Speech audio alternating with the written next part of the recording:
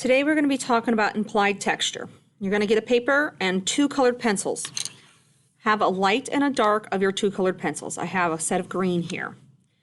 You're going to start off by drawing 4 circles. They don't have to be perfect.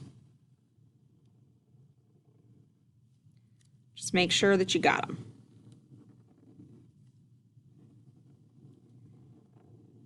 Any colored pencils will work for this. First one I'm going to talk about is fur. Fur can be used for a lot of things, including hair, feather texture, and everything else. So what you're going to do is you're going to do short marks. Short marks coming up. Having a sharper pencil tip for this one makes it work really well. And then just kind of come down along underneath it also. So you're just kind of doing short marks. It's just a short mark. And it's a press and lift up your pencil. That's how you're going to get your most out of your fur. Going in with a second color helps add dimension and makes it look more lifelike. As you can see here, this kind of looks like grass, which it does work. If you use golden browns, it'll look like dried hay in a field, just depending on your color of what you want to do. You can also color underneath lightly, very, very lightly. You can barely see the color there, but it is very light underneath, and that way you don't have to worry about having to go back over and color. Keep going in fur until you fill up the entire box. This is what we're going to be doing here. So for that one, I'm just going over all of them real quick so you can see how to do them. The next one we're going to do is scales. Now these are fish scales or mermaid scales, not snake scales. Snake scales are different. So you're going to go up and create these little loops. What makes it work really well is that if your loop starts in the center of the other one, so it's alternating. It's an alternating pattern. You want to have it do that so it looks good.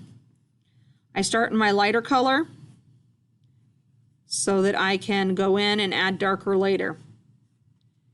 That way I have all my colors together and it works real well.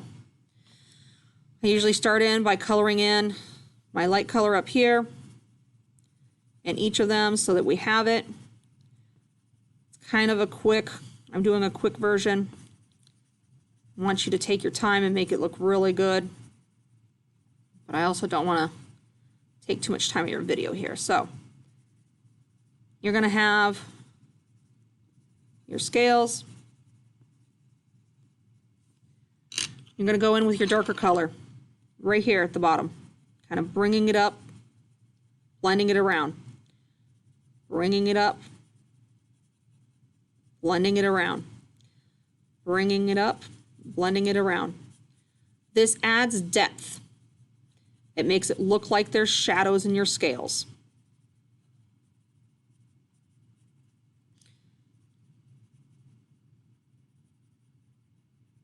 I'm going back in with my lighter color to touch up.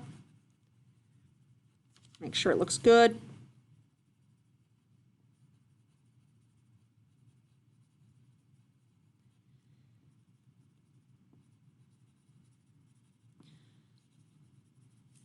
Keep going until you have it all done. Going darker here in the creases by adding more pressure helps make it look more like it's got a shadow there.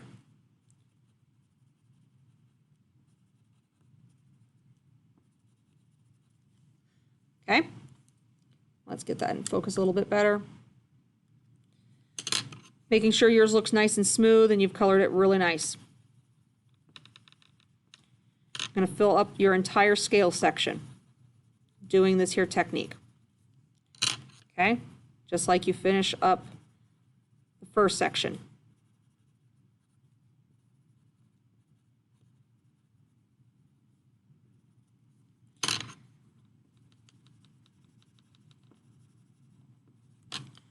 All right, the next one we're going to talk about is brick.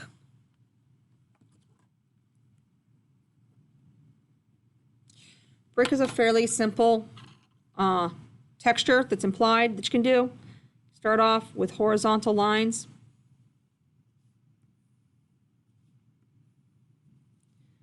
and then you add a vertical. The idea with bricks is they were offset, so they added stability. So make sure you offset your lines. They don't have to line up perfectly. If you want them to, that's fine. They don't have to be, though. Just make sure that you have them. The idea with bricks is that you're going to have a light source.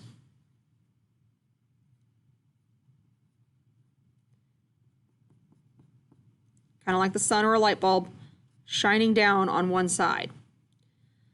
So what you're going to do for that is you're going to have the lighter side, which is kind of like taking it in the corners. It's kind of rounded. It doesn't have to be exactly round, but it's that side that's going over there. You want to have it all the way for all of them. I usually fill in my light first. Think about it as being like 1/2 of the rectangle is light.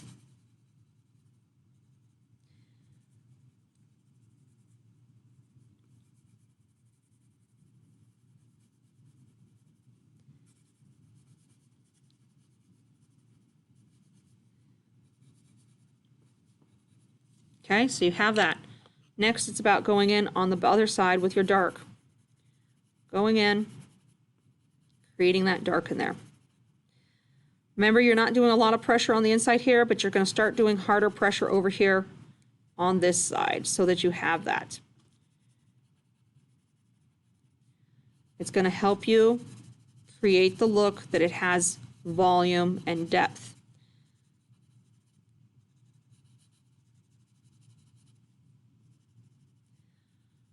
I'm going to go back with my lighter color and go back over my darker. So I blend the colors out, right? Making them look like they're blending together. Colored pencils are great for going over with things. They add new colors when you blend them on top of each other. Keep going with it. Making sure that you have it all colored in, so that it all looks good.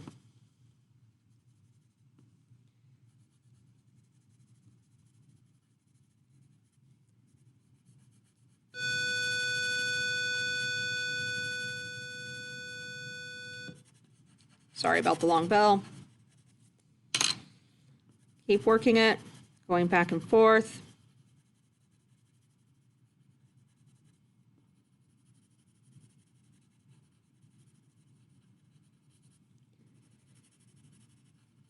Keeping it going so that you create a three-dimensional piece. All right.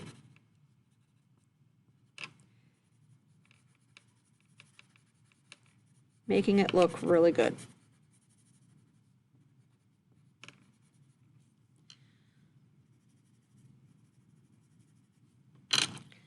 Blending it out.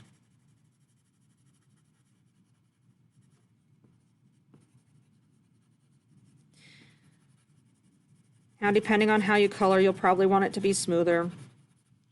I'm just going for a quick demonstration. Then I go back in and smooth it out so it has that blending in there a little bit more. You want it to look as best as you can.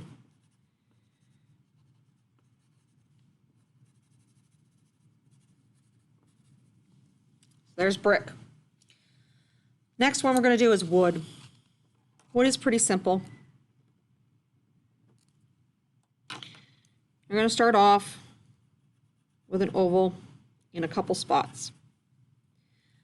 And then you're going to take your dark pencil and go around it. It's about creating those knots in the wood. This is another one it's good to have a sharpened pencil for. Every once in a while you'll have a V that comes down like that.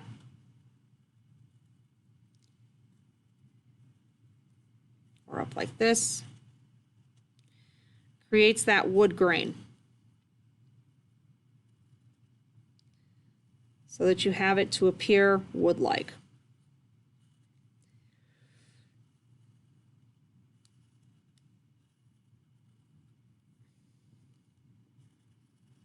Again, a sharper point will help with this one.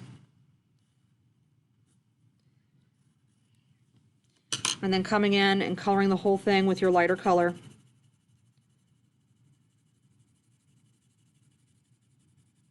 Gives you that dark and light of the wood.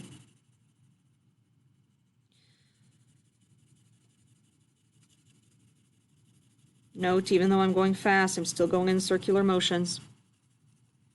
Helps collect all the teeth of the paper. And then I'm going to go in every once in a while and bring out my dark color so it adds a little bit more depth. Doesn't have to be very often.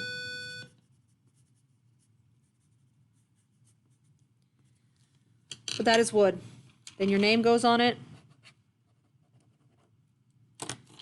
Right down there at the bottom. And you will have 4 different ones to show. Make sure you color them all in. And then go ahead and turn them in.